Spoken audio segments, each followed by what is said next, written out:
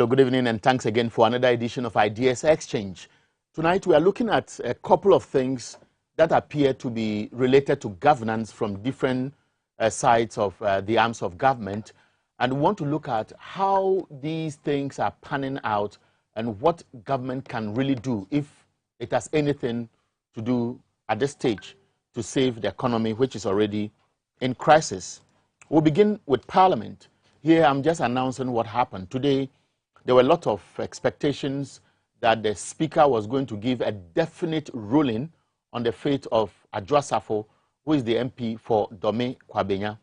The Speaker, after a long thesis, said he's referring the matter to the plenary, where Parliament as a whole would debate and finally take a decision. The majority side, and by extension the MPP, is not too happy about what the Speaker did today, because in their estimation, they were expecting that after the Committee of Parliament, that's the Privileges Committee, had made its own recommendations, and then based on the tone of the conversations or the narrative before Parliament went on recess, the Speaker would have just announced that that seat will be declared vacant. Don't forget, if you look at the political history of Dome Kwabenya, it appears to be a stronghold of the MPP. And so if there should be a by-election, the chances of NPP winning, irrespective of the polls we have seen, irrespective of the challenges facing Ghanaians today, there is no guarantee that there will be a swing in terms of who always wins that seat. Now, the political gymnastics that we see looks very funny. For those of us who do some analysis, it appears the NDC is comfortable with the position as far as Adwoa Safo is concerned, because the NDC, as we speak, has 136 members of parliament, because the court has barred the Assin North MP from going to the House. So technically, NPP has 138 members of parliament and NDC has 136. The 138 I gave to the MPP includes the independent member of the parliament. Now, if Adwoa Safo is not in the House and there is no by-election and that seat is not being represented and she's far away in the US, it would also mean that the MPP has 136 members plus one. So it's almost the same like a hung parliament where NDC talked about 137, MPP talked about 137. So we hope to see what Parliament will do. And what makes it even more interesting is whether the sick MP who was put in an ambulance and sent all the way to Parliament, that facilitated the controversial approval of the e-levy, would be hauled again to Parliament to take a decision on the fate of Adwoa Safo. So Parliament looks quite interesting. But the fact is that whether we like it or not, Adwoa Safo may have questions to answer. She is far away in the US. Is she being paid by the state as a member of Parliament, or her salaries have been suspended? And so she can have the comfort of the US environment and be sending us those social media tweets. But I will leave it there. The bigger conversation is about the economy. It's about calls on the president to ask the Speaker of Parliament, to ask the finance minister to go. It appears there is what some critics would describe as an orchestration of an attempt to suggest that there is some concern.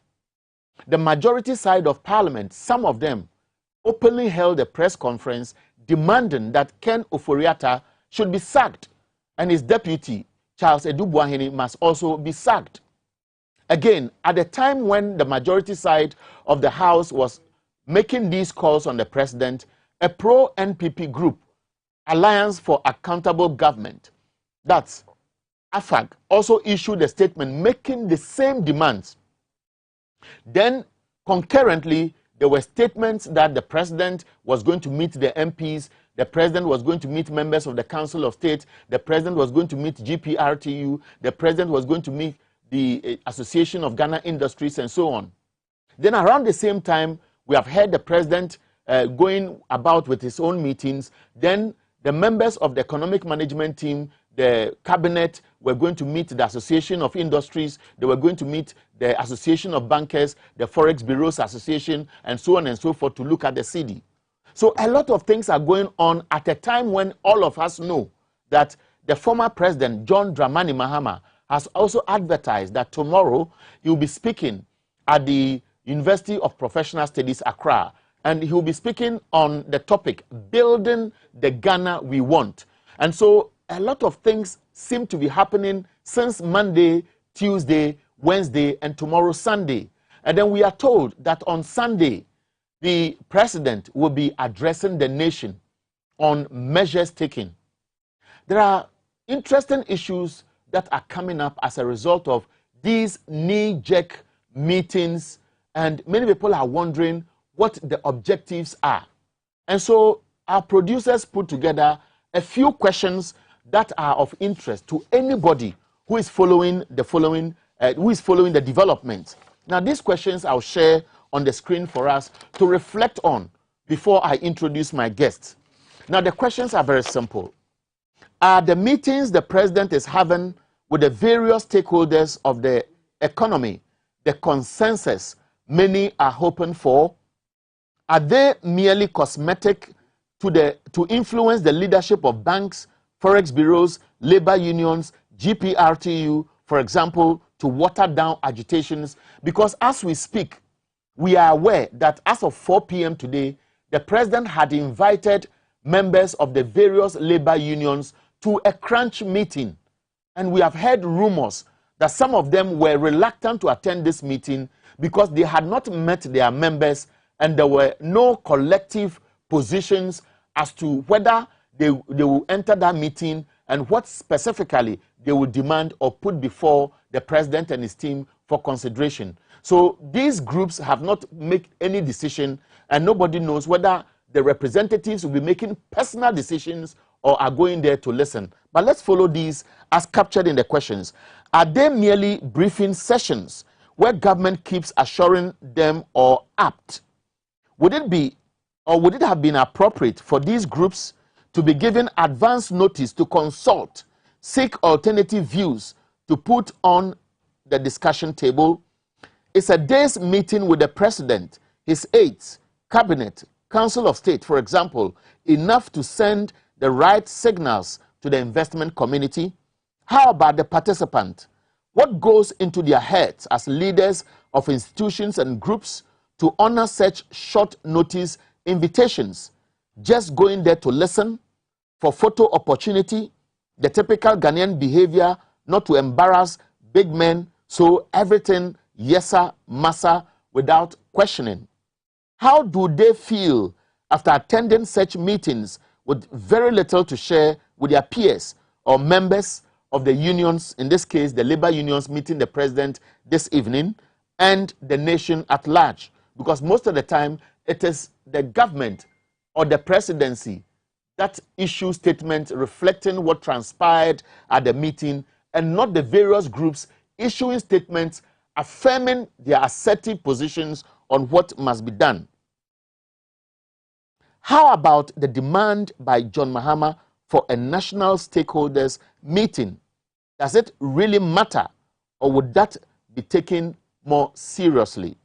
And does it also make sense to question why only persons in government think they love the country and as such fear to partner with opposition parties to brainstorm together on national issues, basically thinking Ghana first? And in all these, are critics suggesting the Bretton Woods institutions, that's IMF and the World Bank, who are sitting on the fence, should be equally blamed because too much diplomacy did not help, and they were not blunt enough? And so I want you to reflect about this. And lastly, do you believe that the ongoing meetings are influencing the appreciation of the cedi? Because as we speak, we are told that the cedi is making some gains from just a little over 15 cedis. As of the last check around midday, I heard that it was 14.5 cedis. I've seen some social media posts suggesting that the cedi is just around 13.5 cedis. Tonight, one of my guests, Dr. Julius Kweku Kata, a consultant, chartered economist and lecturer, has just informed us he may not be able to join us in the studio. But one of them, Dr. Sam Wolanyo Mensah, is also a chartered economist. He's joined us on the line, and we'll be speaking to him shortly. Doc, if you can hear me, good evening, and thanks for the opportunity. Okay, while we are making an attempt to speak to Dr. Carter, I want to reflect on a few things. I've heard Ghanaians making these suggestions that if we grow more, we eat more of what we grow, we add value to what we do, and we diversify our economy, we should be able to break even and reduce the pressure on the cedi so that we can move forward as a people. While I was coming here, I did some research on one of the flagship policies of government, and this is Planting for Food and Jobs. This flagship program is very laudable. This flagship program is supposed to be tied to one district, one factory. And so if you are growing more, we create jobs. If you are adding value to our plants by processing the food crops we eat, we can create jobs. And at the same time, if we are eating them, we can reduce the dependency on the cedi. Now, I did some checks. The planned budget for Planting for Food and Jobs, according to the checks I've done, was supposed to be 3.3 billion cedis over a four-year period. That is $750 million. Now, in June this year, Finance Minister Ken Ofori-Atta was invited by Parliament to come and answer questions. There was a specific question about how much government has spent so far on PFJ, that's Planting for Food and Jobs. And I want to read what Ken Ofori-Atta said. And I read, he says, Mr. Speaker, the Ministry of Finance has over the last 5 years, 2017, and I'll share it on the screen if you have it, 2017 to 2021, made budgetary provisions to enable the Ministry of Food and Agriculture allocate funds to cover all its programs and projects, including Planting for Food and Jobs and so on. During this period, there has been a cumulative release of 2.47 billion to the Ministry of Food and Agriculture alone. Now, just reflect on it. I'll tell you why government would have made so much savings, created even much more better opportunities if government had plowed all this money into state-owned farm projects. We'll speak to this, but Dr. Wolanyo Sam Mensah has joined us on the line. He's a chartered economist who will be doing this conversation with us on phone. Doc, good evening and thanks for your time. Good evening and good evening to our viewers across the country. Doc, before you join us, we asked a few rhetorical questions. They were centered on these agitations, this time coming from within, that Ken Ofori-Atta, his deputy, Edubuahene Charles, must go. The narrative from the president that if Ken Ofori-Atta goes, it will affect the Ghana IMF talks, and so we should wait. The perception that his image is gone, investor confidence is lost, and whether he stays today or leaves tomorrow, the fact is that the president may no longer be able to protect the finance minister. Do you share this view? Well, not at all. I believe that by and large, even the decision going to IMF for a bailout is a priority. Simply because I think our problem is mainly mismanagement of resources, misapplication of resources, and misappropriation of resources. So it doesn't matter the quantum of resources that comes into the economy. Once you are financially indisciplined, I think that you will continue to misappropriate the resources. So what we're supposed to do is to be able to make sure that the anti-corruption institutions are working well.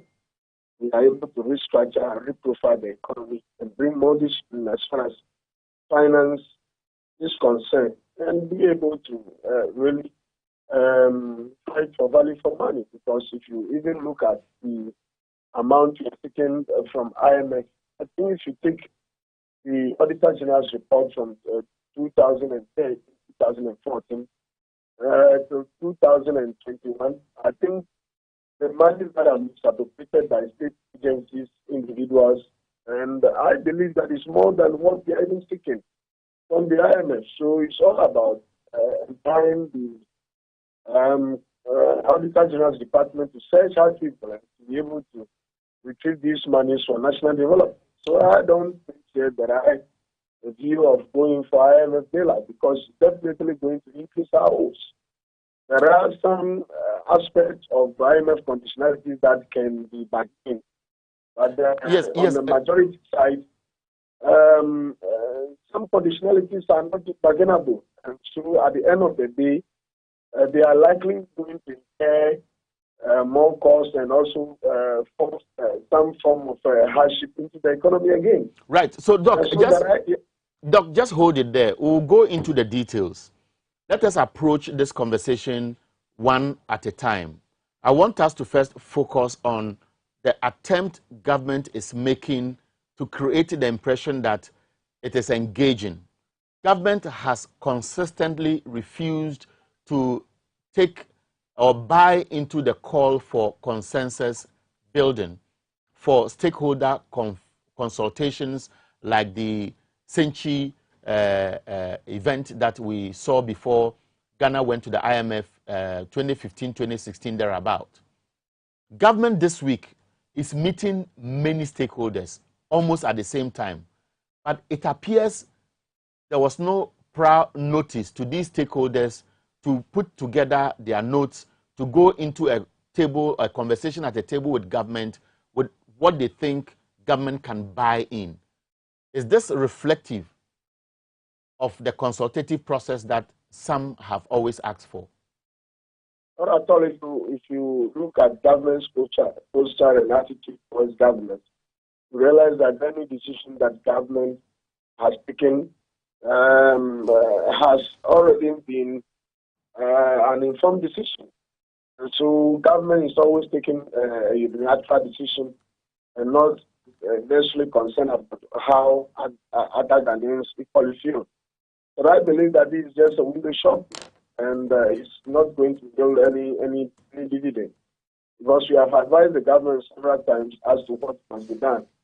And so when government realizes that there is too much agitation in the country and there is too much pressure on them, they are only compelled to do something as if the problem is being solved. But government has already made up this mind. Now, if you look at what experts have said, some people of your caliber have been speaking extensively over the last 2 to 3 months. They've talked about investor confidence. They've talked about people relocating their businesses to the neighboring countries because they are not too sure about the economy in Ghana and how soon it can, things can be turned around. Now, some have suggested that the depreciation of the cedi, for example, the crisis we are going through, which appears to be worsening, is a result of the lack of confidence in the system. You have made an attempt to speak to the ongoing meetings, but some would say that they may be indicative of a responsive government because now it has been slapped in the face by the ultimate things they vowed will never happen, which have caught up with them. Well, you bear with me that the issue about the cost of doing business is so high, and it has been a major concern to every stakeholder as far as business community is concerned. But then it's only Ghana that we manage businesses, investment, and governance with emotions. But in developed countries, they do such things by statistics and data. And so the various rating agencies continue to downgrade the economy. And downgrading the economy is a very strong indication to the investor community that, number one, those who are interested in investing in Ghana should be very mindful that Ghana is no longer a safe place to invest. So that is the first indication. And the second one is that those investors that have already invested in Ghana's economy should also be mindful of high level of uncertainty. So they should be preparing to relocate to other economies or yes, to be able to repatriate their profit back to their host countries. And so these are strong contemporary issues that goes with scientific research and methods. And so definitely, we in Ghana takes everything for granted, but the investor community doesn't take things for granted.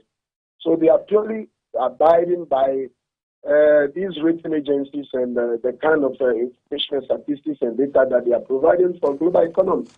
So definitely, it's really going to affect the fortunes of the foreign direct investment and even affect the fortunes of local investment. Because nobody will have that appetite to invest in an ailing economy that nobody's expecting what is going to happen next. Now, if you look at the narratives, some are saying that the Bretton Woods institutions, for example, the diplomatic community, are equally to blame because they sit on the fence under the cloak of diplomacy and allow things to go wayward. Then they make an attempt to show concern.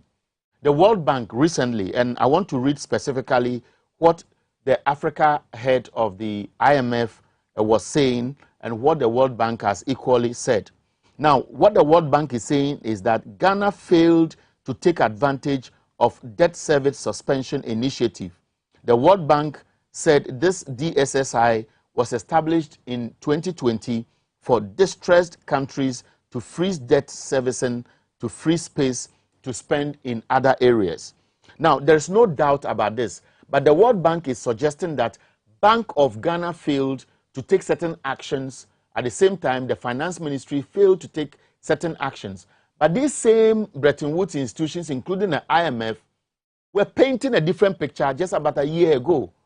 And they are referencing all the claims they have against the government and the state of the economy today to things they knew as far back as 2019. There's no correlation. Well, you are right. I think these institutions, World Bank, IMF, and its allied institutions are equally guilty because you realize that these institutions are not development organizations. And so you don't have the interests of the economists. But then the whole scenario is that God has created us all, and He has created head for everybody. So you were not created without a head, so that I should think for you. So somebody who wants evil for you, you should be able to know what is good for you. That is why we elected our leaders. So our leaders should be able to reprofile the economy, take advantage of the economies of scale, improve upon productive capacities, and be able to bring the economy to a standard that is basically accepted by any normal society. And so we can't continue blaming them because it's just a business they are doing. We must know what is good for us. And so they are only marketing their product. We should know whether those products are relevant in the socio-economic development. So I agree with you perfectly. I know it's just a smart way of understanding African economies to continue making it a dependency economy. And for that matter, I don't see the institutions developing Africa because even their policies and programs, their bailouts, never support industrialization. And I've never seen any country that have developed without industry.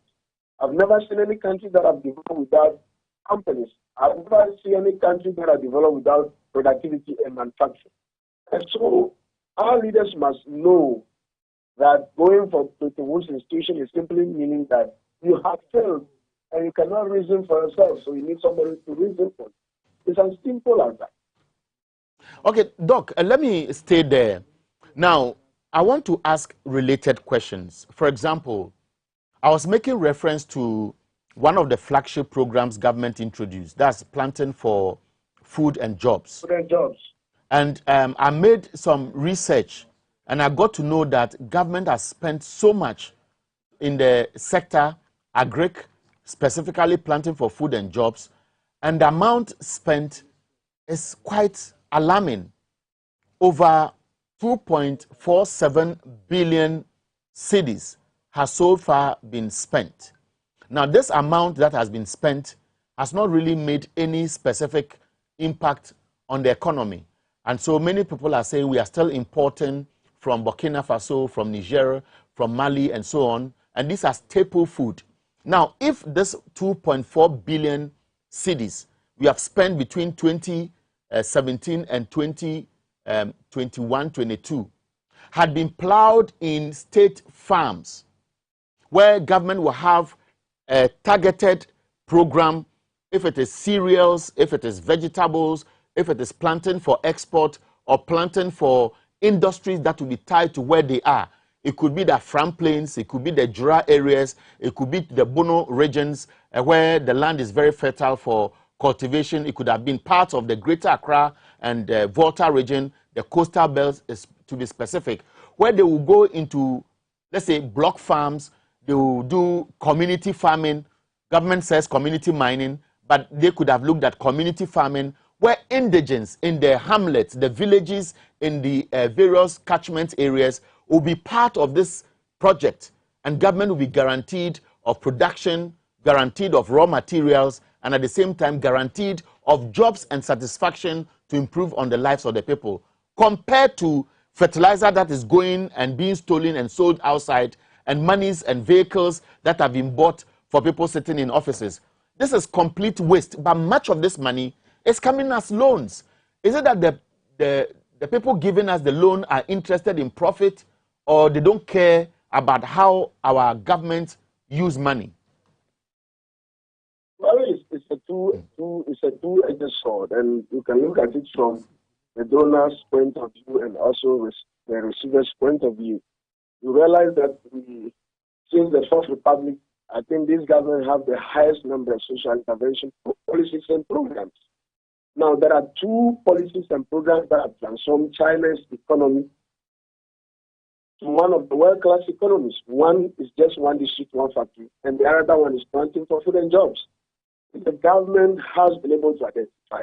But I was expecting government to roll out these policies with full political will.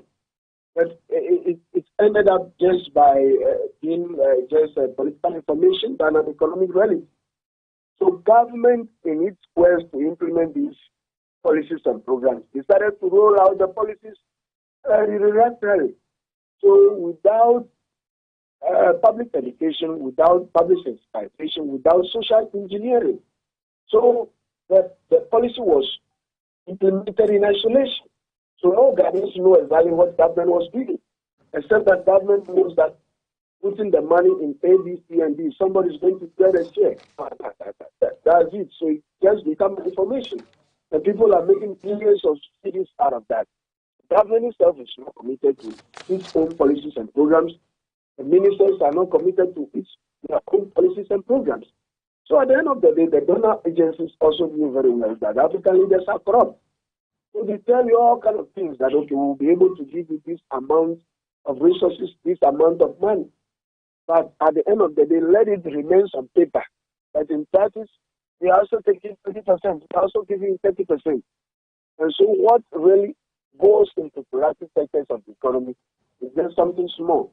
So I believe that we can blame the donor agencies and we can equally blame our leaders.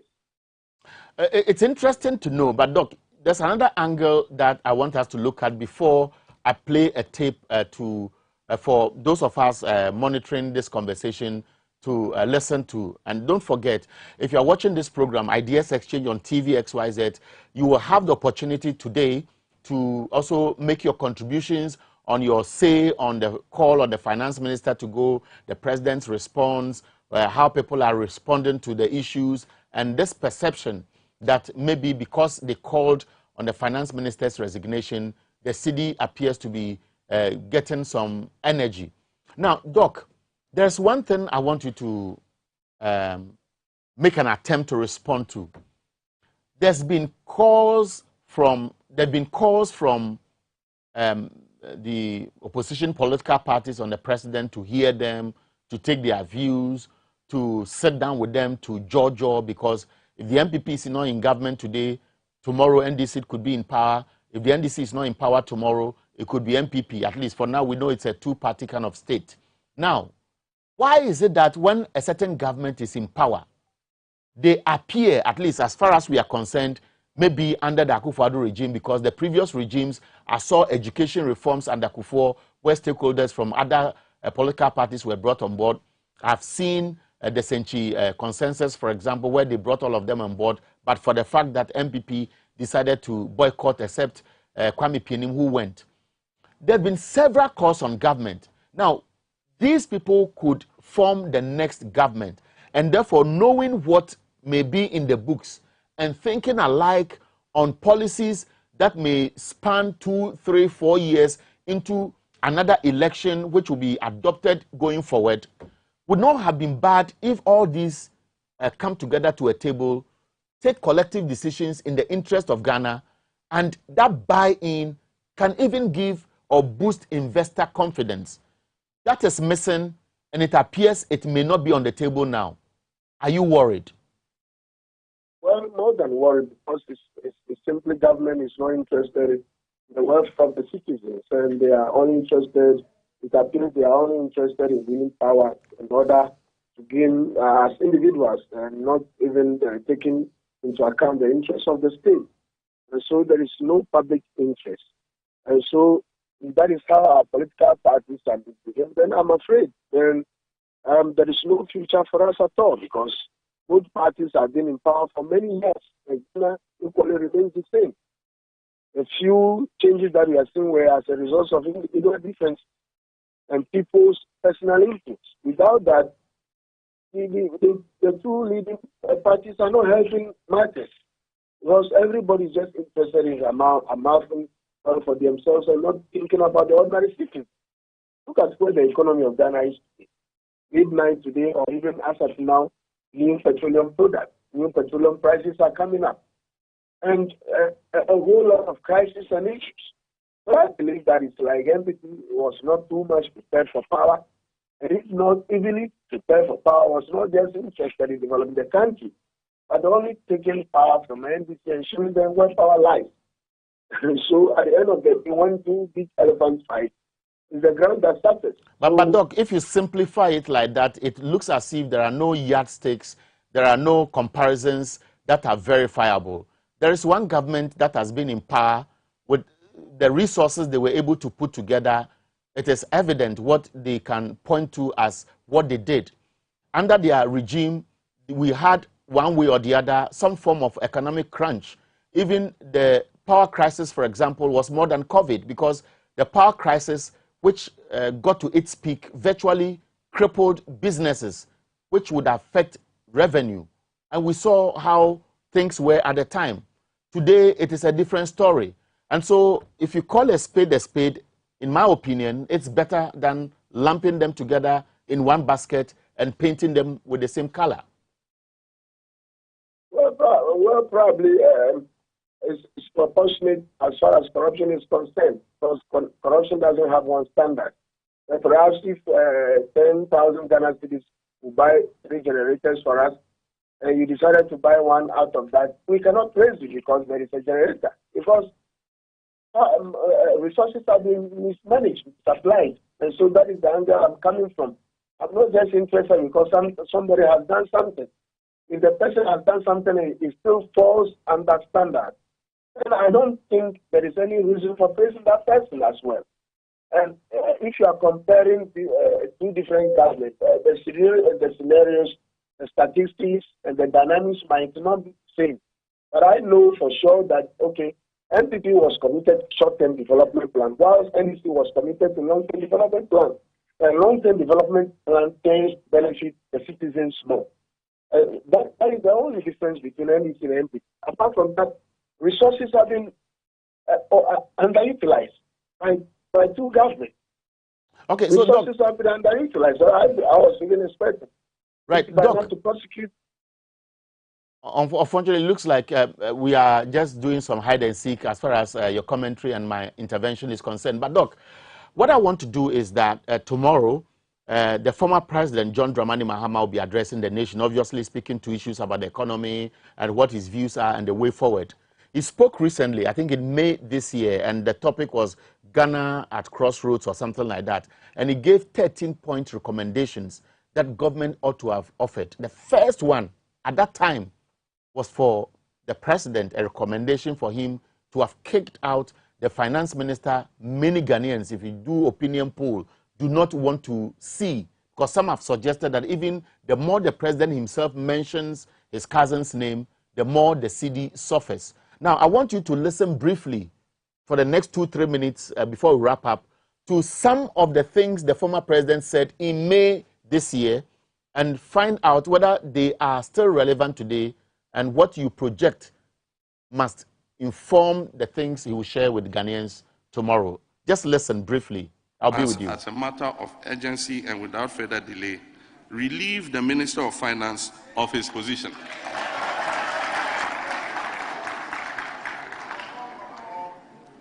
And appoint someone who is focused on national rather than self-interest and who has the requisite skill, experience, and knowledge of public financial management in his stead. The personal benefit that the current minister and his cronies derive from borrowing on our behalf through the commissions they take by their companies who serve as transaction advisors raises an unacceptable conflict of interest situation which must end immediately. It goes without saying that the economic management team, that solid team, has failed and must be reconstituted immediately with fresh ideas and perspectives. Having supervised the worst public debt buildup, the worst budget deficit, the worst debt to GDP ratio, the worst credit rating downgrades, and the worst performing currency in the world, the worst crisis of confidence in our economy, the highest fuel prices ever rising inflation, the worst ever rising inflation, unprecedented hardships, etc. The current head of the economic management. So these are excerpts. We picked this from the files, and that was former President Mahama speaking as far back in May this year. We know on record that the World Bank, for example, says that our debt to GDP ratio may hit 104% by the close of this year. And we know our debt has risen beyond $400 billion. Doc, most of the things the president said appear to be, at that time he was attacked, but it appears they are the things the majority side, for example, are saying. They are saying Ken Ofori-Atta is worst off, and the earlier they change him, the better, and that his deputy must also go. These were in the claims that we are seeing today. Was it right at the time, and could he have solved anything differently if these decisions were taken? Look at UK. Today, the president is being trolled on social media because he's sent a congratulatory message to the new UK Prime Minister. And they are asking him, the finance minister left, the Prime Minister left, they brought in a new one, you are commending them. Back home, you are doing the wrong things. Your brief comment, and then we wrap up this interview. Well, all that the former president said were in place. And I think they were all very good and great recommendations that even equally some of us have been making a long time before he made those recommendations public. Maybe briefly because of his position as former president. But on a more serious note, the solutions to Ghana's problem is not about who speaks the right English. It's about who has the country at heart. And so at the end of the day, you realize that it seems with the approach, it seems not interested in the welfare of the citizens. So all that he said were right. They were very good recommendations. I don't think MPP was ready to listen to any. And I think if you are also going to advise somebody, is the tone of your language. You can't insult somebody and expect the persons to take your advice. It doesn't work. And as the two parties are on each other's neck, I don't expect even some of the recommendations to be coming from both parties. We can channel that through civil society organizations, which should be more of a professional organizations than just direct political parties and issues. Yeah, so Doc, it brings back, Doc, let me interject briefly. So it brings back this problem, this canker of our orientation. What is wrong if you and I are on different political platforms, and I know very well that you have a crisis, and I'm offering solutions which many Ghanaians believe is the right way to go, and because it's coming from me, you won't take it, then what is wrong with you? If I'm dealing with you on this basis, would it be fair for me to say that you are not serious? It's because of how our political system has been structured. Our political system has not been structured on an issue-based politics. It has been structured on a partisan, political, tribal issues. And that is a recipe for disaster. We have not formed political parties because we wanted to champion this ideology. We have formed political parties because we have been able to galvanize a few tribal people together to form a party. And so that has been our core base, the foundations of our various political parties. So it will go a very long way for us to be able to conscientize society and migrate from pure political issues to developmental issues. And I think that the process of migration is purely a technical one. We need to sit as a country, dialogue on it, and look at the various methods and approach in dealing with such a canker. So you are right, perfectly right. But the premise on which the political parties have been established were not on an issue base, were not for developmental agenda. It's purely tribal political sentiment. But Doc, so I totally disagree. Doc, I totally disagree with you. The system of governance we have now has the executive as parliament, we have the judiciary, and then we have the media, which may just sit on the fence to observe and report. But technically, what parliament does is reflective of the positioning of the various political parties, but they put it to the table as a debate. And so when we want to assume that the orientation is that our politics in Ghana is appearing to be more of victimization, winner takes it all, and so on, and we accept the abnormality to become a norm, then we are not helping to grow the country together as a people. Yes, we wish that we should be able to have a system and a structure that is working independently. But that exists only in theory. In practice, it doesn't exist. The three arms of government is still being controlled by executives. Lives, take it or not, the three arms of government is being controlled and dictated by the executive arm. Okay. So the judiciary is being seen to be neutral, but it's not being neutral. It's being manipulated by the executives all the time. The same thing applies to that of parliament. And so we claim that it should be a separate arm of government. But how can the arm of government be separated or be autonomous while another arm needs to appoint its members? And so that cannot be seen to be autonomous. Okay. So unless we go back to a 1992 constitution and review it, the constitution itself is just an administrative constitution and not a developmental constitution. That is where the crisis starts from.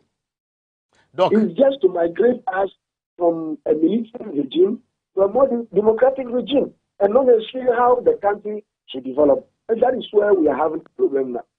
Doc, I'm so grateful for the conversation tonight. Dr. Julius Kweku Carter would have been with us in the studio.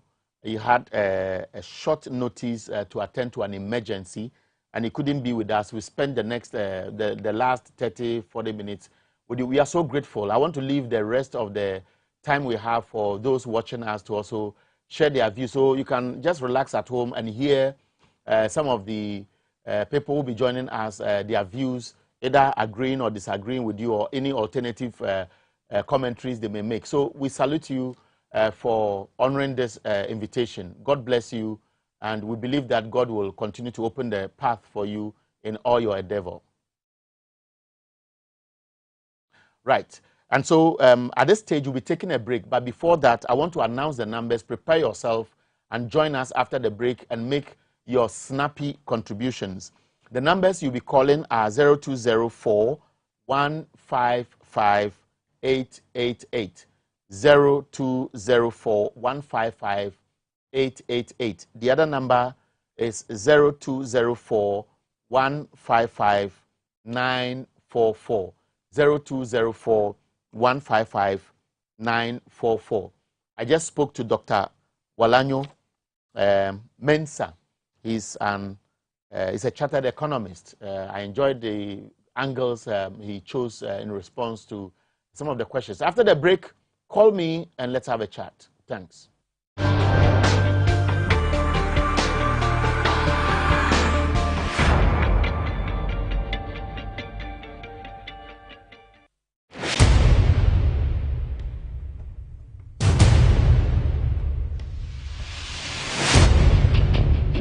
The average human body mass should have at least 60% water for optimal performance in any physical or mental exercise.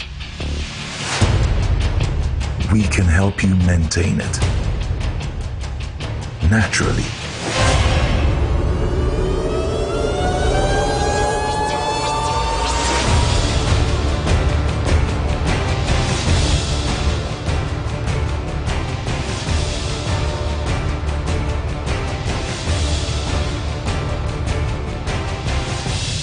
X Natural Mineral Water.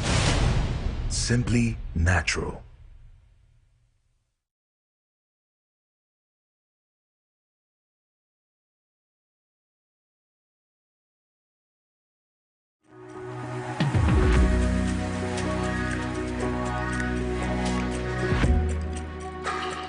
Best Wine is your one-stop wholesale and retail outlet for all your original favorite brands of wine, liquor, champagne at unbeatable prices. You can get discounts of up to 15% off. We provide customized solutions for your events with our event planning and catering services. Buy your well-stocked hampers from us at great prices. Best Wine is also a major distributor of X Natural Mineral Water. Locate us at number 34 Ni Norte Nyanchi Street, Jowulu, or call 050-761-3900 for delivery or for more inquiries. Best Wine, caliber of wine and liquor at its best.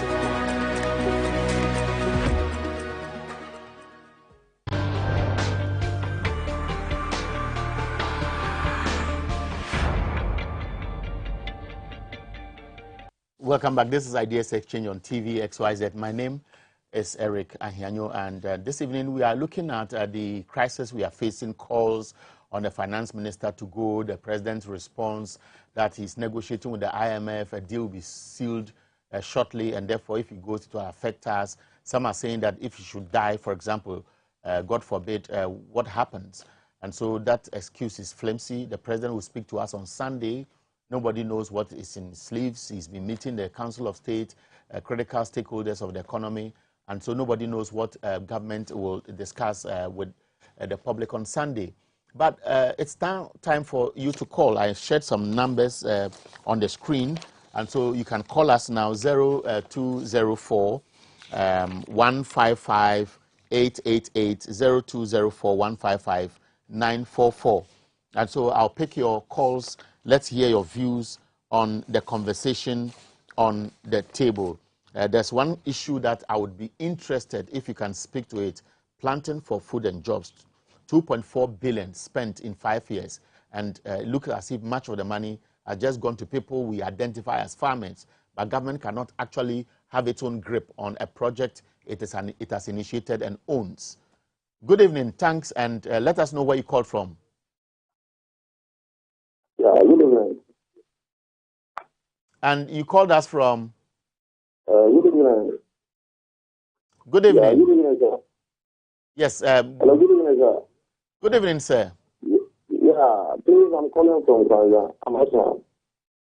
You called from? Ghana South. Okay, go ahead, sir. Yeah, in fact, sir, I actually appreciate your program a lot. Thank you. And I've been watching you every day. Right. You know, Ghanaians, our problem is our leaders. I find it difficult that somebody who has been voted for is not ready to serve the interest of the voters who voted for him. Because we are the people who voted for you, thinking that you are coming to serve our interest. So if there's any time that you are telling you that this thing is not favoring the masses, if you listen to us, if you are taking, if you are considering family issues in governance, it means you are leaving the masses in danger.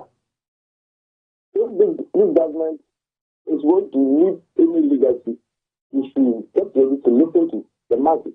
That will make them a special government. But sir, in fact, Ghanaians are dying. Ghanaians are dying. Look at how they are increasing fuel prices. Yes, I understand you perfectly. You were telling us that the disabled are suffering a whole lot of stories. So what are you feeling today? Okay. What are you feeling today? All right. So I'll take it that you've made your point. Let's end it and then let's speak to other people. Yeah. Thank you. Good evening.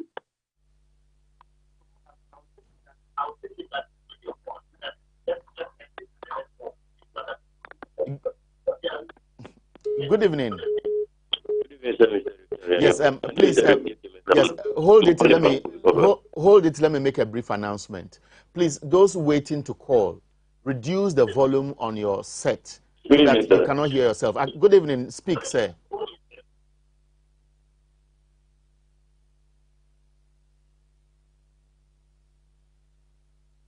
Thank you.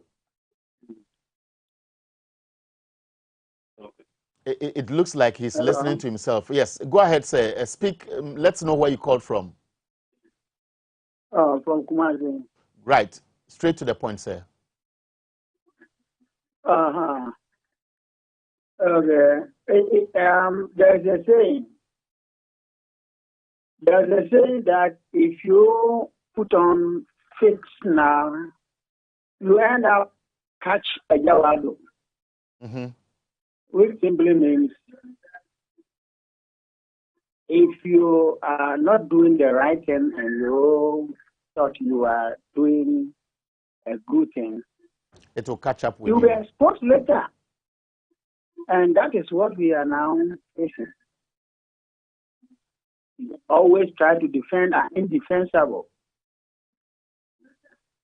And at long run, you see what you are doing. What do you make of the president's excuse that Ken Ofori-Atta is leading IMF talks and therefore they should wait for him? It appears he's not interested in the call, even from his own members.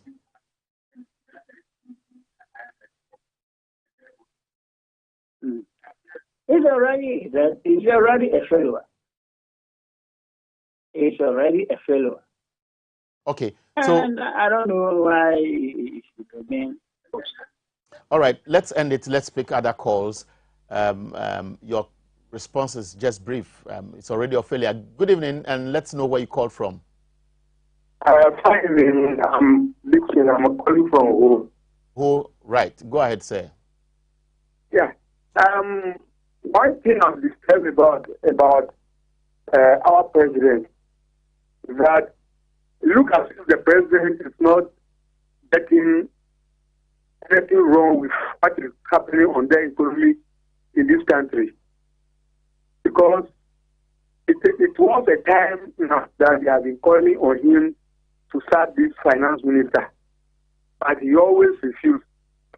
And here we are today, his own people have called on him to start the finance minister, but yet still he's making another point about this IMF. Should this finance minister go and negotiate on behalf of him, and after some time or some days after he is no more a minister on that ministry, and somebody take over with the IMF, and not knowing how the negotiation has gone, or maybe, well, things will be on paper anyway. In brief, you are saying somebody could have taken over and the excuse is not tenable. That's what you want to say, isn't it? That's right. Right. Okay, let me pick another call and let's be wrapping up on this program. Good evening. Good evening, sir. Now, the president says that we should hold on. Do you think he's gambling with Ghana's economy because the finance minister is his favorite? Yeah, it's true that they are gambling with Ghana's economy because if you don't believe in something, you didn't go forward for that thing. Because Ken Ofori-Atta, he doesn't believe in IMF. But he said he will not go to IMF today. They believe in our economy. They can work things together so that will improve our economy. But if you didn't believe in IMF, and now you are leading the conversation with IMF, then it means you doesn't believe in yourself. It means you are totally confused about your thing. Now, so what do you make? What do you make of? If you listen to me briefly, what do you make of the Council of State itself? Just yesterday, or perhaps today, they have been meeting the president. Is it that they are just there for the president to just use them? I'm using the word advisedly as stooges, or they are assertive enough to say enough is enough? We have held on. Now, your members of parliament, representatives of the people, the majority of Ghanaians who may have given MPP the vote, are saying kick him out. One single individual is saying no. Council of State is quiet. Yeah, because I believe in the majority MP who asked the president to fire the finance minister. But if the president, we don't know what the president has seen in Kenoforeta. Even after our Council of Elders, the least we talk about them, better we do the same. Okay. Because after them, right. I don't know. They don't know. We don't hear much about the Council of Elders.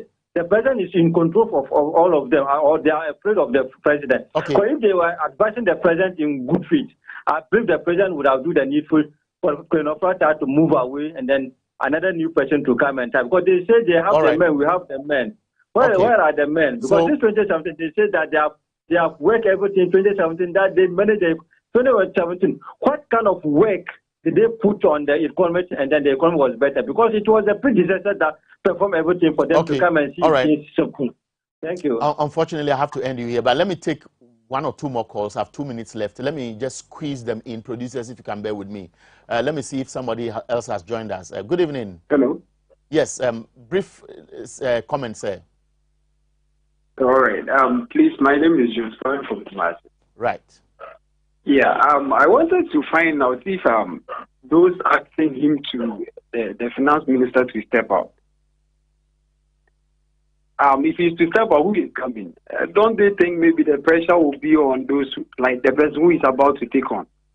So I don't find any reason why they are saying the person should step down. Okay, let me ask you this question. Let me ask you this question.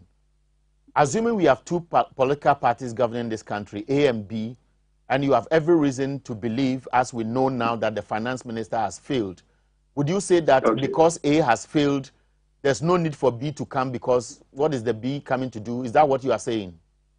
What I'm saying is that, yeah, because he was the right person who took us there. So I'm thinking that the resistance from the president not listening to the people to just take him out. Now, because he believed that he was the right person who took us there. It's good that I am doing this with you, because I'll be wrapping up with this conversation. Now, majority of those who approved the finance minister's nomination would have come from the majority side, because many people knew that automatically they would go for him.